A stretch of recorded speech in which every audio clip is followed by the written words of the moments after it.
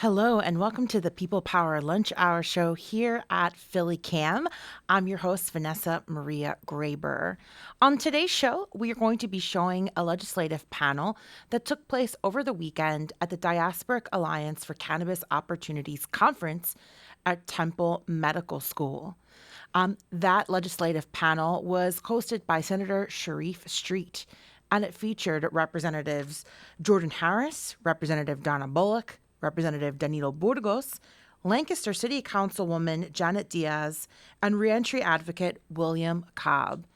In this panel, they talked about all of the different bills that are pending for cannabis legislation in the state of Pennsylvania, reentry initiatives, and also expungement programs. Stay tuned for all that and more on this edition of the People Power Lunch Hour Show.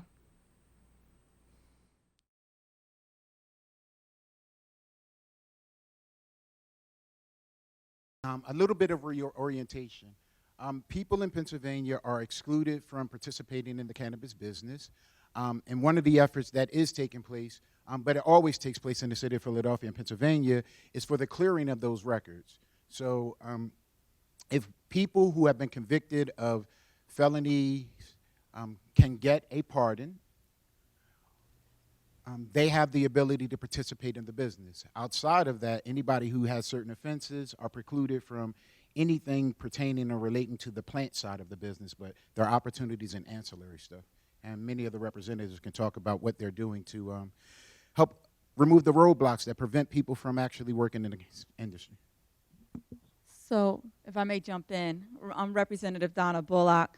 I was supposed to be on a previous panel talking about some of the legislation that is out there, talking about the fact that 11 states have already legalized marijuana. Most of them have done that by referendum, except for 2, Illinois and I believe Vermont. And this year, our esteemed Senator Sharif Street and my colleague Jake Wheatley have introduced legislation to do the same here in Pennsylvania. By legislation as opposed to referendum. There is a bill by Senator Baker, I believe, that has a referendum. A referendum would ask voters to vote for that and put that on the ballot, and I believe that is on Senator Baker's bill for 2020. This year, what we've seen our governor and our lieutenant governor take an interest in this issue. And one of the things our lieutenant governor did was he went across to every single county in this Commonwealth to ask folks whether they supported or opposed. And overwhelmingly, people supported legalizing marijuana here in this Commonwealth, from Philadelphia to Erie, all across this Commonwealth. And when I looked at the data from the Lieutenant Governor's report, one of the reasons, or 2 or 3 of the reasons that keep popping up was the economic benefits, the tax revenue. But the second one that kept coming up was actually criminal justice reform and expungement of nonviolent cannabis-related records. That is, regardless if we're talking about Cambria County, Center County, these were some of the reasons that folks in Pennsylvania was looking at legalizing marijuana, and they believe we should decriminalize it and should expunge records. So I know a lot of my colleagues have been more active on this issue, but the fact remains it's not just Philadelphia that agrees. It is residents all across the state that agrees that this is a place where we can actually make ground and address some of the social justice issues in this Commonwealth. Well, I want to thank everyone who's here, and thank you for the question. It's true, and Representative Bullock gave a great overview.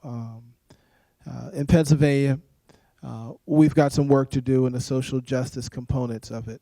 I'm pleased that Representative Wheatley, Representative Gainey, and I all have bills, and my bill on decriminalization is co-sponsored by Senator Cameron Bartolotta, who's a Republican, so we have bipartisan support for decriminalization. And our legalization bill actually goes a little bit further, and the legalization bill would suggest that would mandate that every record of every person who's ever had a marijuana conviction would be statutorily sealed within 6 months of the legislation being enacted. And the only reason for 6 months, because the original version said immediately, and the administration said, we support the concept, But you do know we cannot immediately do it. There is some staff time it takes to actually do all of this. So within 6 months, everyone who has a cannabis conviction at any point in time in Pennsylvania would have their records sealed, where those provisions where the provisions of 350 be adopted. There's legislation pending in the House. I know Representative Wheatley and Representative Gainey have introduced that accomplishes similar goals. All of the bills are somewhat unique, and I think what we're looking at is figuring out a way to get one of these bills to the governor's desk, so that folks in Pennsylvania can fully participate in the cannabis industry, and those who have been impacted by the disproportionate and the racist way the cannabis laws were implemented in Pennsylvania can have some remediation of what happened in the past. Moreover, I'll talk about 350, and when we talk about legalization of cannabis, we're talking about access. We're looking at making sure that people have access to get involved in the industry who don't have great means. And so, yes, there's provisions for large grower processors, and there'll be robust testing. But there's also provisions for micro grow to sell directly into folks who have testing, and then stagger down all the way to home grow, where it's only for personal consumption, allowing a certain level of home grow. And so it's staggered. So that we try and make provisions to eliminate some of the financial barriers to entry that often keep people of color out.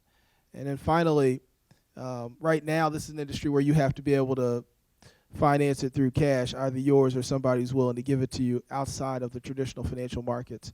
We've introduced a resolution calling on the federal government to both to deschedule and or adopt the provisions of the Obama administration that allowed reasonable financial transactions in this space, so that people can access financial markets, which is another challenge that communities of color have. You can have A1 credit, a great business plan in the cannabis space, unless you got somebody who's going to hand you a bag of money, literally hand you a bag of money, because they cannot put it on a card of any sort. They cannot use it through a bank.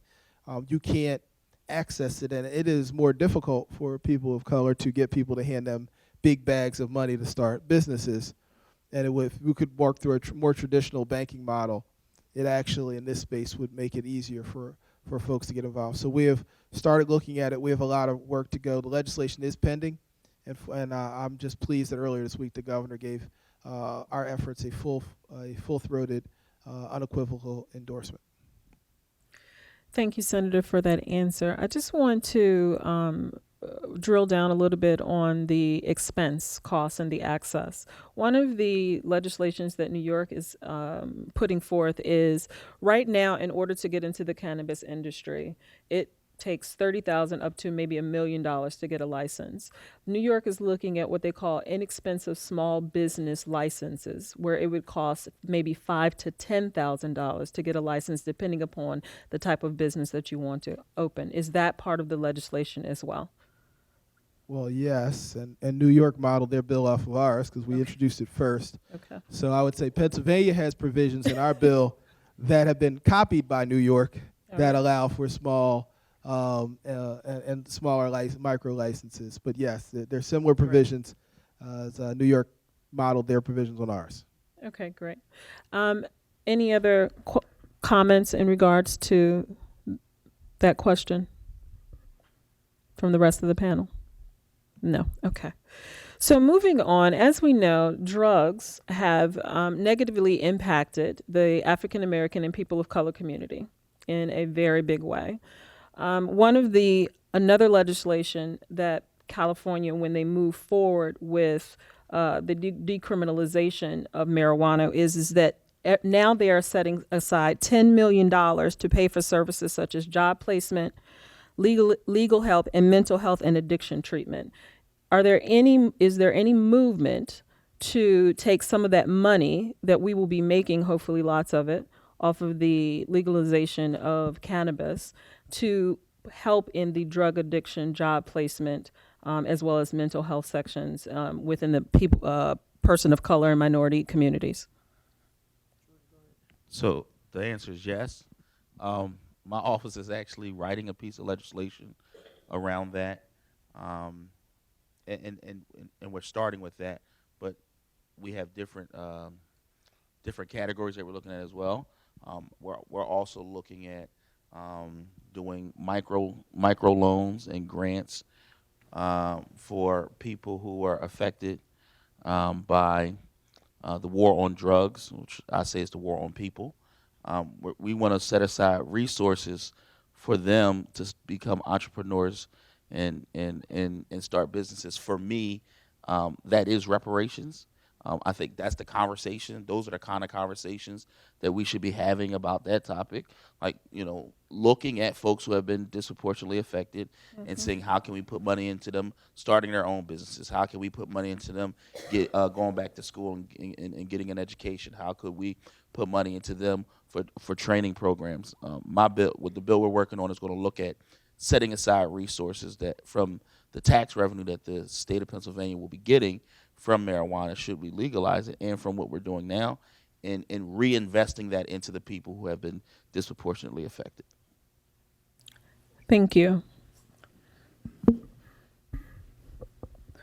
Okay, also, if there is anyone in the audience who would like to ask a question, I ask that you write it down on the card. There's a card, and then, okay.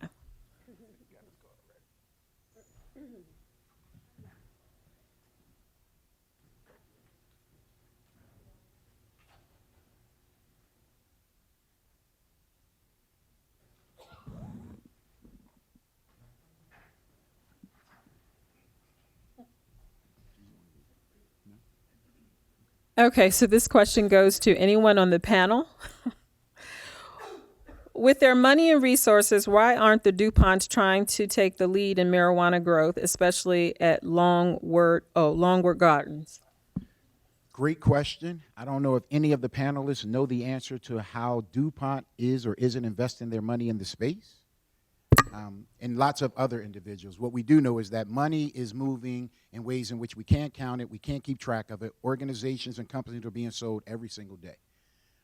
And so it's going to be really difficult to keep track of the money as it moves through this new industry.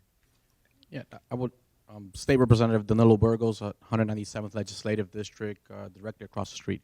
I would like to add to that, we have to remember that whether it's cannabis, altering the medical field for the better of people, of our quality of life, you're going up against big pharma. You're upsetting people that are already making hands over fist money without caring what happens to our communities.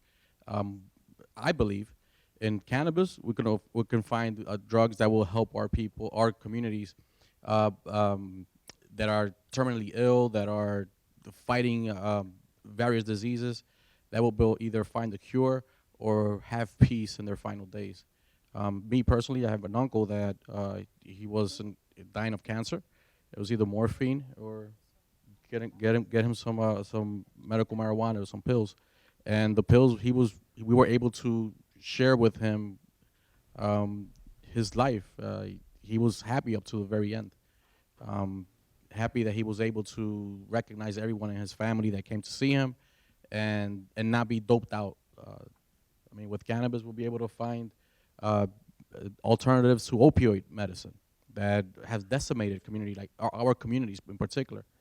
I'm a big proponent of hemp. I believe hemp will create more manufacturing opportunities for communities like ours, and I'm committed to, along with my colleagues and the senator, to make sure that the laws are on the book, that the possibilities make it all the way down to our communities, not just stay in big corporate America, where if we're not vigilant, if we're not looking out for our communities, it will happen. All the gains will again stay with corporate America, and then our communities, our friends, our family members that have been fallen victims to the war on drugs, there will never be any reparation for them. So just to piggyback on just to get a little clarity, Danilo, are you indicating that from the legislative side, you all are doing everything that you can to deliver the opportunities to the communities in which you represent? We're working on them. We're identifying them. Right. I mean, there's plenty. There's a lot of them, and we're looking at the ones that will be accessible to our communities. Great. What is it that people who live in the communities who have been adversely impacted by myself, who are not able or eligible to be in the space, how can we help drive the fight for us to actually pass the legislation that restores communities that have been adversely impacted by, the drug Well, war on drugs? the most one of the most important ones is to vote. It's to come out and elect people that represent your interest. That's one. Is there a constituency of like, so if we're going to vote and we're voting for people who are going to deliver us opportunities in cannabis, how do we identify those representatives who are for it and who are against it? Like, voting is good, but how do we know who to vote for based on this issue? Well, I think we got to ask folks. We have to speak up, show out, ask people where they stand.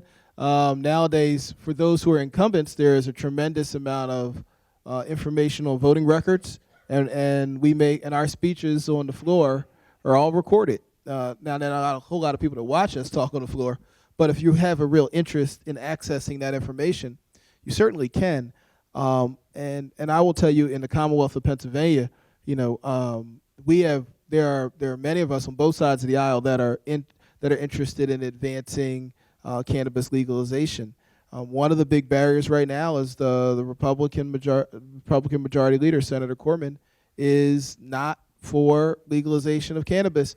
And while I think we have a better chance of getting decriminalization, the provisions around remediating all of the things that happened in the past are going to be a lot more challenging until we move forward with legalization. Then we need to say all the folks who are already convicted need to have their records sealed.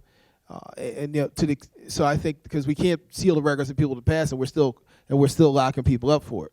We can't, and so we need to make sure that we know where people stand on the issue, and we've got to be informed. And then once we're informed, we have to use that knowledge and actually participate in the process and vote. And we should know that when people say, well, there's nothing we can do. There is. Most people's charges are state charges, so it doesn't matter whether the feds deschedule or not for the purposes of our dealing with the state crimes that people have. We can seal the records statutorily. We can remove it from the state crimes code.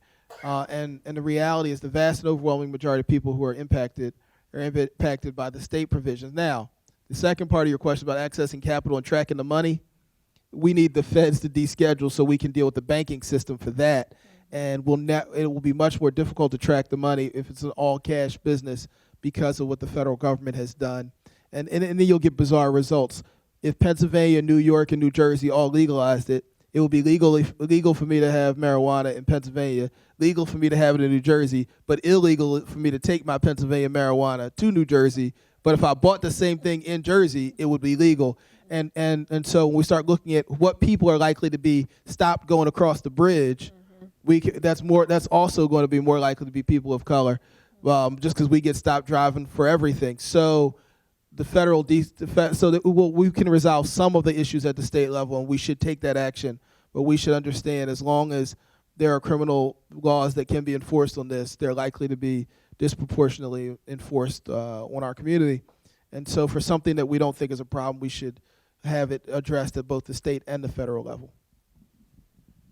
Yes, and I like to emphasize also the most important thing that I'm looking at. I work in the medical field in Lancaster General Health, UPenn, and some of the doctors have already been starting to use the medical marijuana to give to patients. Some of them may come in with depression, even though they may have had a stroke, so they have the ability to prescribe that to them.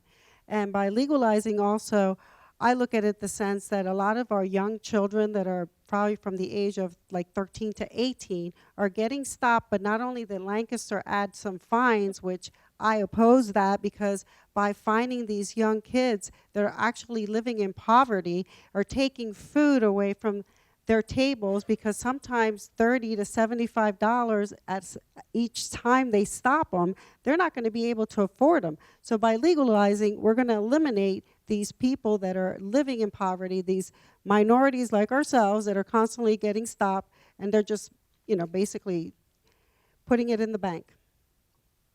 Okay, great. Thank you for those answers. Okay, so from the audience, we have the question, are there any legislations being placed to protect medical marijuana or cannabis patients in the workforce? Because right now, a company can fire you if they drug test you. And so is there any legislation around not allowing companies to do that? Obviously, there are some you have to fire them and so on and so forth, but for just regular citizens. So yes, we're looking at the issue and looking at which industries we can protect and which ones we can't.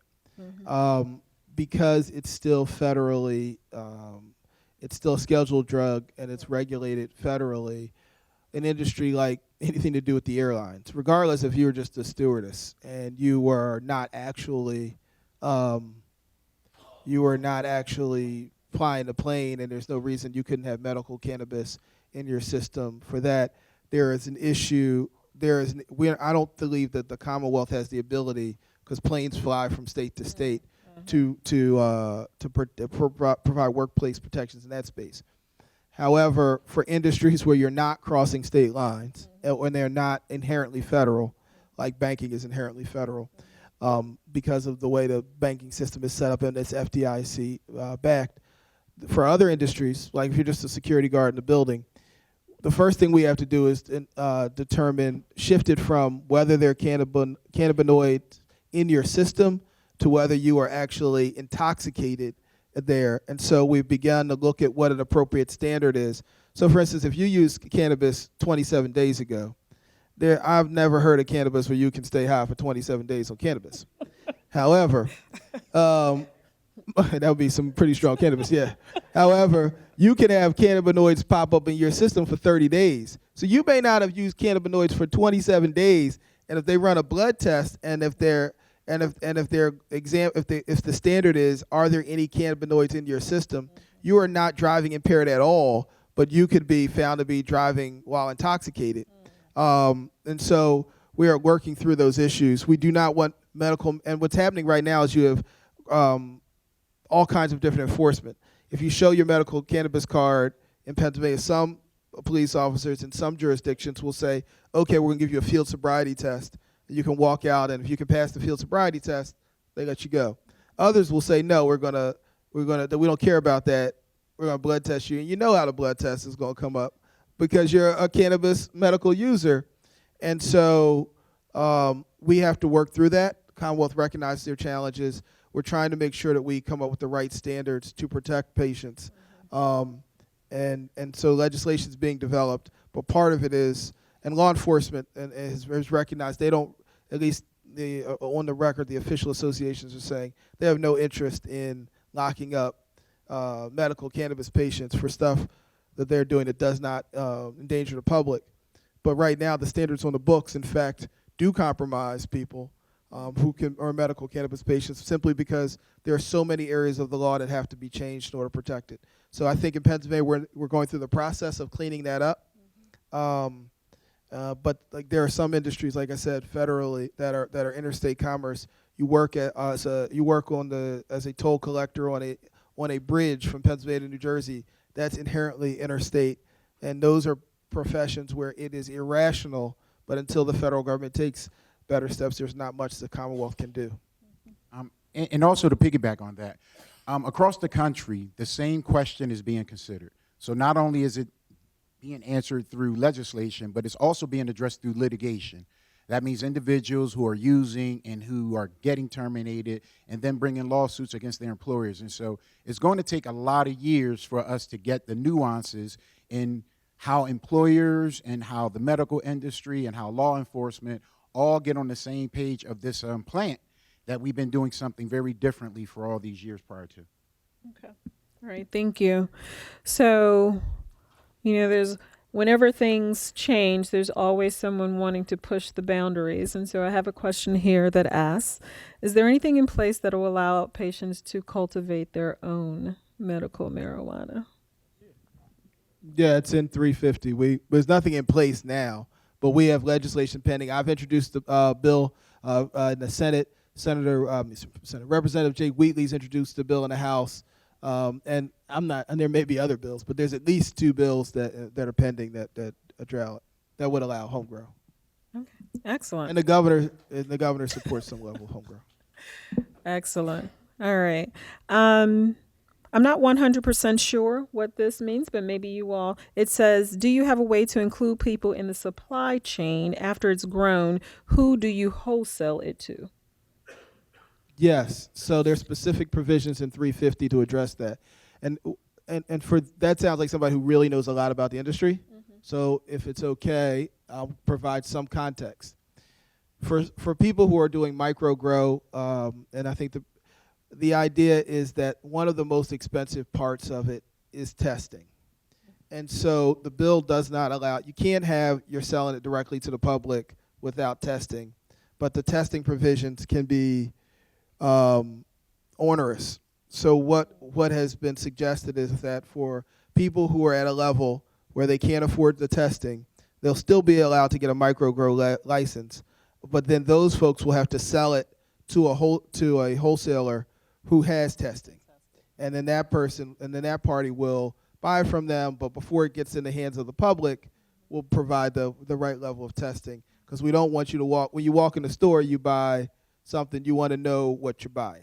Well, if you're anything that you consume, and so if you're a level, and there'll be various levels, and at some level there'll be some level of people who really maybe are good at growing, but the testing can be a lot more expensive than the growing. And if you have create a testing plant, you're doing 1,000 plants, testing's no big deal. You're doing 6 or 12 testing, getting your own testing facility could be expensive. And so we are going to have provisions that allow people to sell. It has been proposed in 350, and I believe the House bill has similar provisions. House Bill 50, both have provisions that would allow people to, and there's a second House bill as well. But I believe there are provisions that allow people to sell into a market where they don't have to have testing. So I wanted to speak to something. A lot of times people talk about the cannabis industry, and everybody talks about the supply chain as being a part of, seed, to sale. But there's a whole lot of other things that are a part of the supply chain that you can legally do now. Like, if the product is going to be packaged, who provides the packaging? You know what I mean? That's a business. When you design the logo and the marketing and how you're going to communicate, because the industry is going to get to a place where we're going to be discussing what is the Nike of marijuana, what is the Reebok of marijuana. Like that's where we're going. So outside of actually growing it, who's going to be your communications person to talk about why your brand is better than the other? There are some folks who like to mix their marijuana with baking products. So y'all say I said that. I was thinking of a creative way to say it. But anyway, there are people that like to do that. So it's like, okay, that right there is a business. I got my lunch today from Uber Eats, and I just thought to myself, here is a whole company that didn't make the food. They're actually not delivering the food, but somehow have found a way to be a part of that supply chain to make money. So for me, I think we have to start to have, these out of the box conversations and allow people to just, let your juices flow a little bit, because, putting a seed in and pulling it out, that is not going to be the only way people are. And I would submit to you, the people making the most money probably won't even be the people putting the seed in the ground. I mean, Uber is definitely making more money than the people that are delivering the food, and they're probably making more money than most of the businesses that are actually making the food. So the question that we have to begin to have, or the conversation I should say we should begin to have, is what are all of these other businesses that actually have nothing to do with the growing and the processing of cannabis, but that are going to make people tons of money? And here's the thing. Right now, you can do that regardless of your criminal record.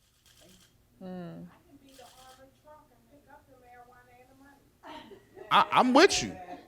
Stop by my house. I'm joking. I'm so grateful for that response, right? Because we're talking about social equity.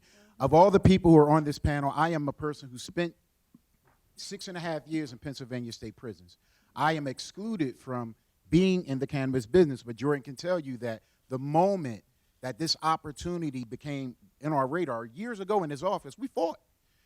I didn't want the support of a piece of legislation that automatically excluded us. I didn't want to have to fight or claw our way back into the industry. But what I was grateful for is taking a look at the whole totality of the business and identifying where my strengths, my talents, my gifts, and my passions would actually help drive results in this space. And so I'm never going to touch a plant. He's right. I'm going to make a lot more money than many people touching the plant.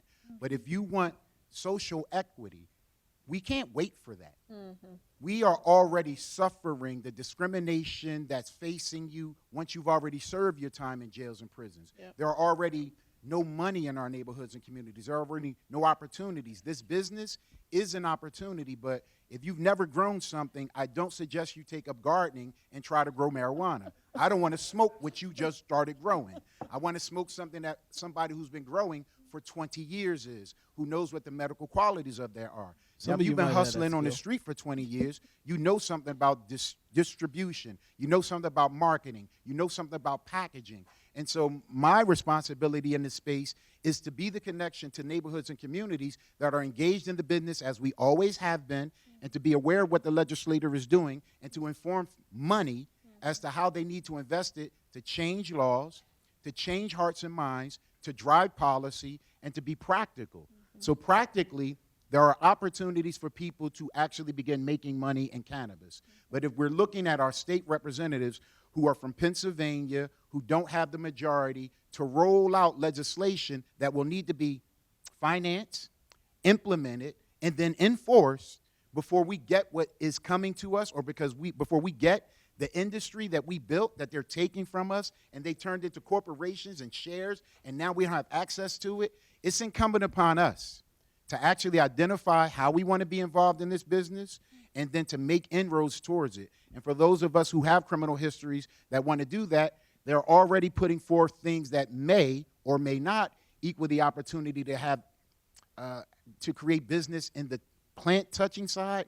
But there are so many opportunities, and it's incumbent upon us, not our state representatives, to, just like he said, I asked, is there a list of people? He said, somebody said vote. Sure, who do we vote for? It's incumbent upon us to identify the people who actually do want the things that we want, and then to check them off. But in the community, what we could do is we could build our own organization.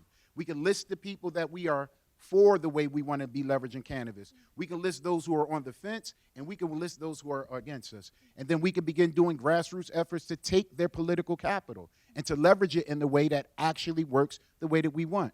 And so I'm grateful for all of the contributions of all of our state representatives and all of our other politicians, but each and every one of us has as much power, and sometimes a lot more than they do, if we are working collaboratively towards the same goal and objective. So it's great that everybody to look here for the answers, but I'm telling you that the answers are within you.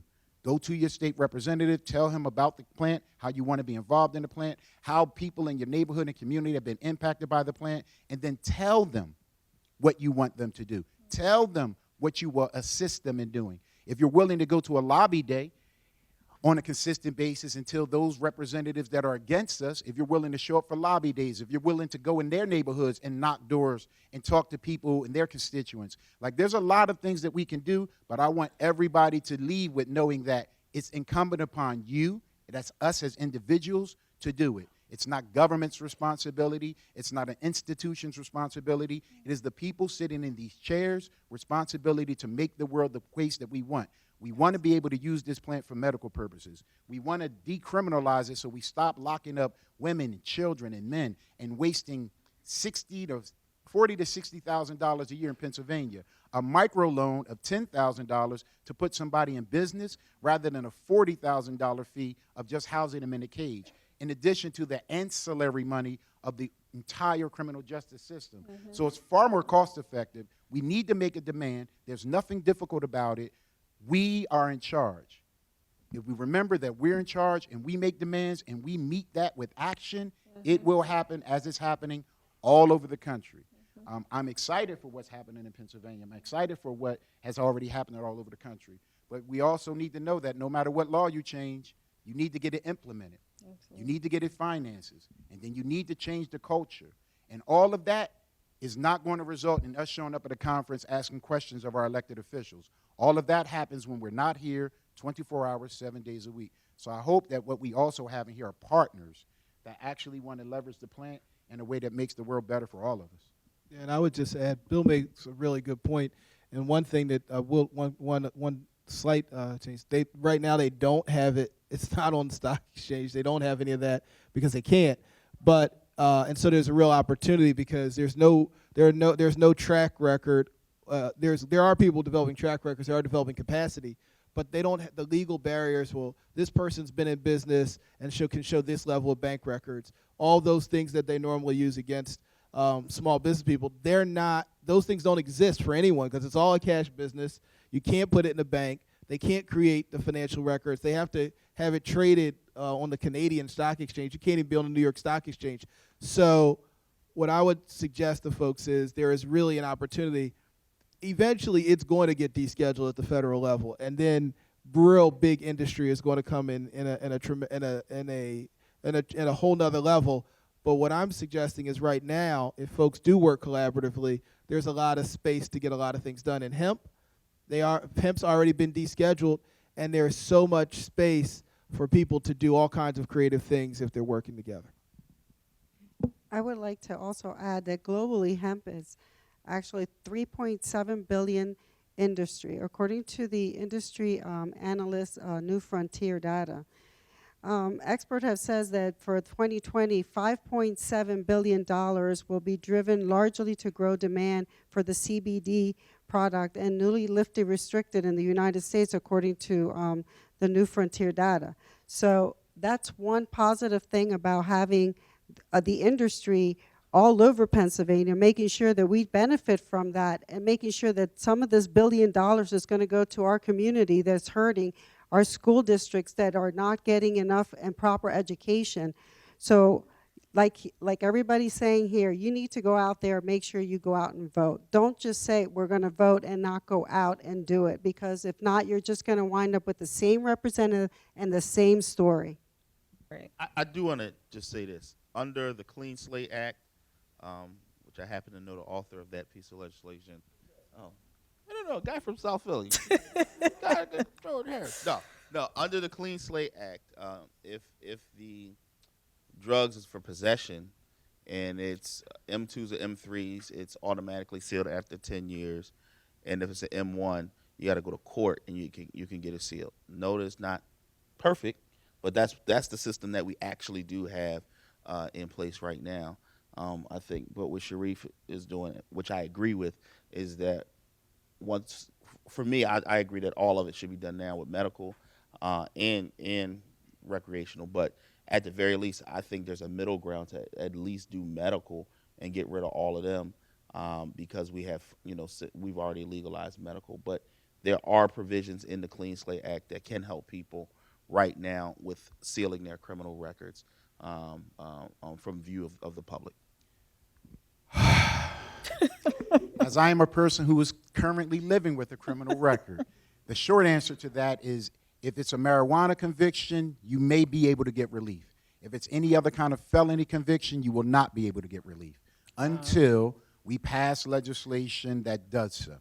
Mm-hmm. Okay.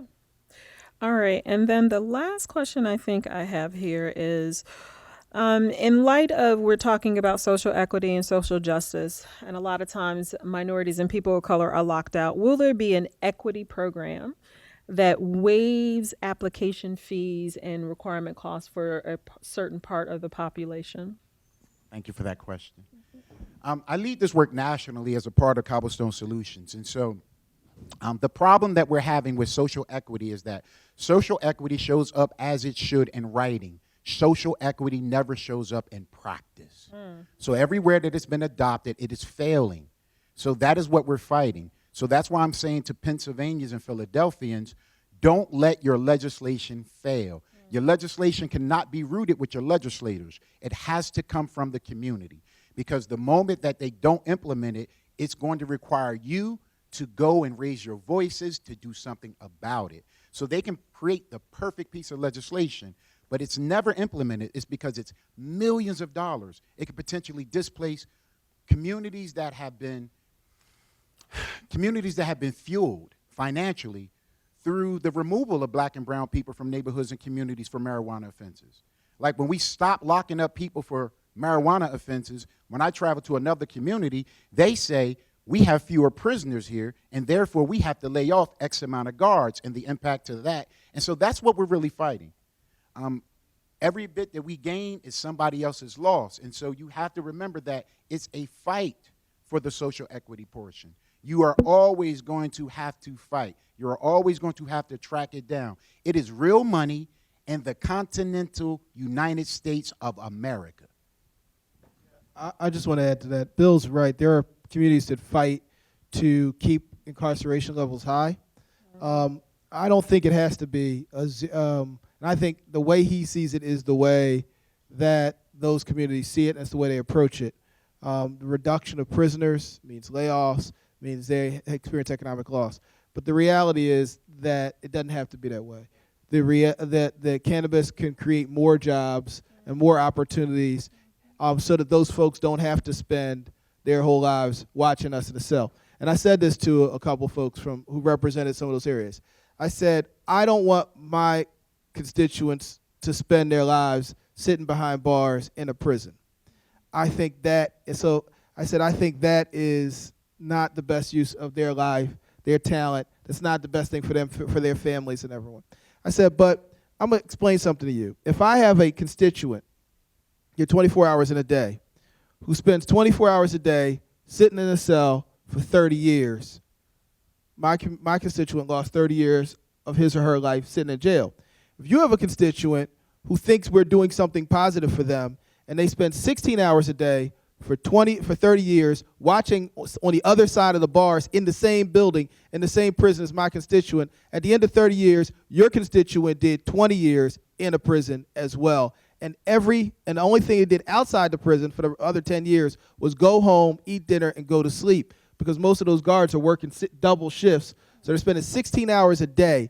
And I said, so my constituents spend their side on one side of the bars inside a prison, and your constituents are told, because they spend their life, their entire meaningful life on the other side of the bars, standing in a prison, dark, and with the same conditions of my and they get to go home at night to their family and come back in the morning, and if they don't come back in the morning, they lose everything, then somehow we've done a favor. So there should be a more meaningful sense of life for your constituent other than staying on the other side of the bars watching my constituent. And the reality is cannabis, the growing, the processing, all the retailing, all of the other supply chain stuff could create more opportunities so that these folks don't have to spend their lives on the other side of the bar watching folks from our communities, and everyone is made better. But they are going to fight because they believe the only thing they can do is sit on the other side of the bars and watch them. And they're not fighting in secret. It's not a secret conspiracy. If you come to the Harrisburg, every week someone comes up to talk us about, to complain about the fact that we are reducing the prison population and that we are losing jobs. It was at a hearing about something totally unrelated, and we had people come up to the microphone and say, you shouldn't be shutting down so many prisons. At a Senate hearing last week, it's only been 3 or 4 days since this happened for me, last Wednesday. So I'm telling you that when we had an actual hearing about shutting down a prison in my first year in the Senate 3 years ago, we had hundreds of people stand in line and say, we should be incarcerating more people so we can create more jobs. There's not a secret. They're not in the shadows. They stand up and line up to say it. But the reality is there is a better way for both communities. But we've got to lead the way, because if we don't, nothing will change. Thank you so much. So we're going to end with starting with Bill and working down the panel. But before we get there, can you tell, I already know this exists, but this person asks, I'm not sure where they can get the information. They're asking for training on the voting booths. I already know that's happening, but where is that happening? Can you give that information? Training on the new voting booths. I know it's happening, but where is it happening? Actually, city commissioners have outside City Hall, room one. Like if they go to Pennsylvania, they can find the. No, every municipality has their own system. In Philadelphia, the city commissioner's office, all three city commissioners have machines outside their offices. Okay, so did you all hear that? That's in City Hall. And as a matter of fact, tomorrow we will have one around the corner from here, and traveling around the city. But tomorrow we will be hosting one at 3600 North 11th Street, literally just 4 blocks from here. Okay, great. Starting at 11 a.m. Thank you. So I'd like to start with Bill, work our way down the panel with State Rep Senator Street ending with just some final comments that you might want to share in regards to this whole social justice and equity conversation. Great. Since we didn't do introductions, that's what I'll end with. My name is Bill Cobb. I am the principal of Cobblestone Solutions. I'm the former National Deputy Director of the ACL Youth Campaign for Smart Justice. And pretty much what I do now is I help money decide how they want to spend it as it relates to cannabis, whether or not wealthy people want to do a ballot initiative or whether or not they want to support a particular candidate for office, and then also being the bridge for people in community and for business who want connections to legislatures and who need to move their business forward because it's full of bureaucracy and lots of hurdles.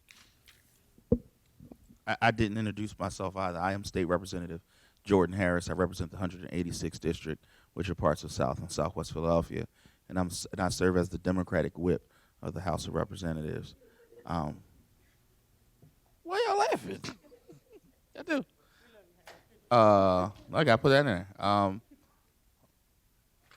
The thing that's important to me with this is that we have to have a collective agenda on what we want, and then we have to be active in executing that agenda.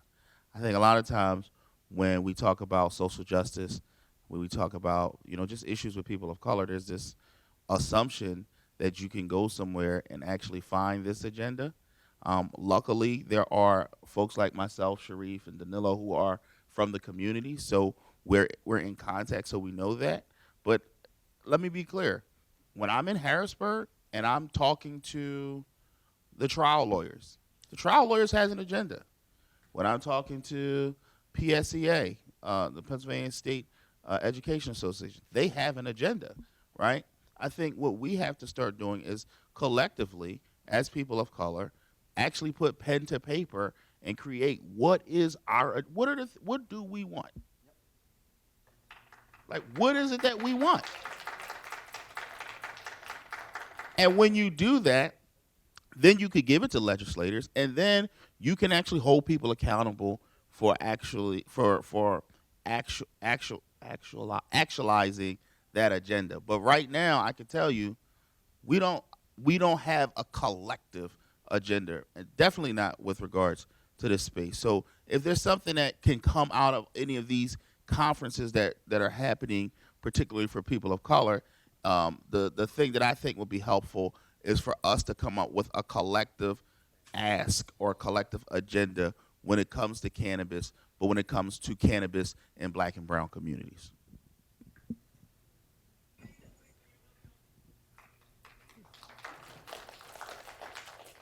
I'm Councilwoman Janet Diaz from Lancaster, Pennsylvania, and I'm also running for Pennsylvania State Senate to flood that seat and make sure that we can pass these laws. My focus on cannabis and hemp has a lot to do with farming. I am very passionate about farming, and I know that a lot of farmers are losing their farms for the lack of dairy that they're not able to produce, and also the fact that they're just moving. A lot of our Amish people in Lancaster are moving out of the area because of overdevelopment and also because of traffic. And I think it would be beneficial to them to actually grow these products, so like that we can actually get the economy going and making sure that we have factories that can start producing products, whether it's CBD oil or lotion that's actually made out of hemp or rope. I mean, bringing back jobs to America is really my passion. And this is one of the reasons that I took the decision. Actually, Senator Street had a lot to do with the decision making, but I'm willing to fight up in Harrisburg and get things done. We're just tired of hearing the same story, and I'm ready for it. And thank you again for the invitation to be here.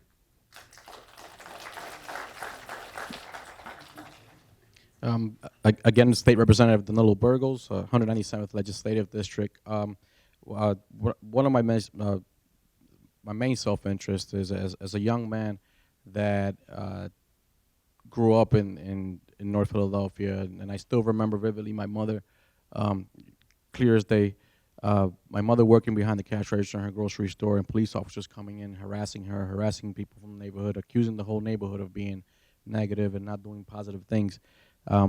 I strongly believe that at least in the hemp industry, the cannabis industry, we will find industries that are accessible to our communities, and it's up to myself, to my colleagues, Jordan, the senator, to make sure that the possibilities come down straight to our neighborhoods so that our communities, my children, your children, can reap the benefits, and we can reintroduce, particularly hemp, where we can use it in the manufacturing of everything that we see in this auditorium.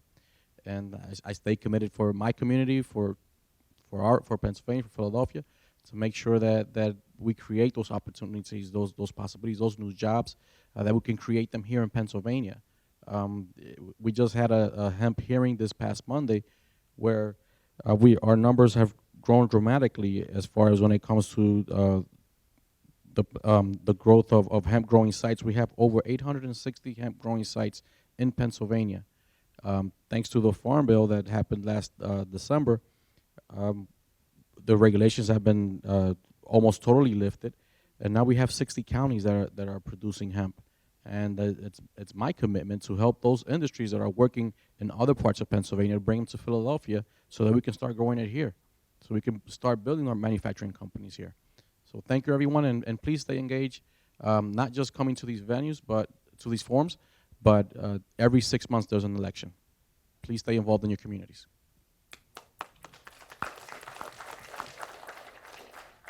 Well, I want to thank everyone who came out today. I want to thank our moderators, both who did a great job. I want to thank the folks from the Diasporic Alliance of Cannabis Opportunities. I see Desiree and her husband are both here in the room. Thank you both for the work you've done in this space. Thank my staff, Aisha, and others who are here. I don't know how many staff. My staff's running all over the place for their work in making this. Here's Sister Latifah right up front. Thank all of them for the work that they were doing today. I want to thank all of the other panelists and my legislative colleagues that came out, starting with my colleague that was on an earlier panel, Senator Katie Muth, who is still in the room and who came out. You know, Senator Muth was in earlier. I said, "You want to come a quick speak?" She said, "No, I'm away from my panel. I want to learn and get educated and hear what's going on." She is a thoughtful legislator who's also a really strong, passionate advocate for helping anyone that needs help, regardless of whether she represents them or not. And as some of you may have seen, she is not shy about doing that. And we thank her for being here. I want to thank Bill Kopp, who served both as a panelist and moderator today. And I think his voice in this space on criminal justice reform and social equity in this panel was so important, because you need people who are parts of the impacted communities and individually, not just we represent them, but it was me. I think that voice is important as we move forward. I want to thank Representative Harris, who is a leader in this space, but equally importantly, and if not more importantly, you know, we operate in caucuses, and leadership in Harrisburg means a lot. And the fact that we have the second ranking Democrat right here in Philadelphia and right here in our panel joining us today is not insignificant in our ability to move this legislation. And as a senator, and senators often find the House as places where our bills go to die, you know, I'm so happy to have a friend in leadership in the House to make sure that our legislation doesn't die. And that's not been my experience, because when we get something out, Representative Harris and I talk, and he's able to move legislation through the House of Representatives, and he's able to talk with folks and get members on board to get things done. And I think that is critically important. I want to thank him for being here, taking his time, and his leadership in the House of Representatives. I want to thank Councilwoman Janet Diaz, who travels the state and has been on the case making sure the people in the city of Lancaster are represented. She also, and this is not a political event, but she and I work because she is a secretary of the Pennsylvania Democrats statewide, and I'm where I serve as vice chair, and she works tirelessly on issues that are important. But I am so excited that the possibility of her joining me in the Senate, and I think it's just a great opportunity. But the work she's doing now, making sure people in Lancaster, and the city of Lancaster is a Democratic city in an area that has a lot of Republicans outside of the city. And those folks can feel isolated if they do not have people in their communities that are working for them. And there are a lot of folks, particularly black and brown folks, who need people who to stand up for them. We appreciate the fact she's doing it now and willing to look to do it in a larger capacity. I want to thank Representative Burgos, whose district I overlap. He's been my friend for 20 years, and he has really done the work to make sure people here from a business standpoint are able to access. He organized a panel for us to go look at a hemp farm. He has been, and he's looking at the full supply chain. There's something called a hemp train that's going to be manufactured. It will be used to, it's kind of like the cotton gin for hemp, and it will also serve a similar purpose for marijuana or cannabis. The manufacturing of that is it's going to create a lot of jobs. He's working to make sure that folks here have a chance to take advantage of it. So we talked about looking at the full supply chain.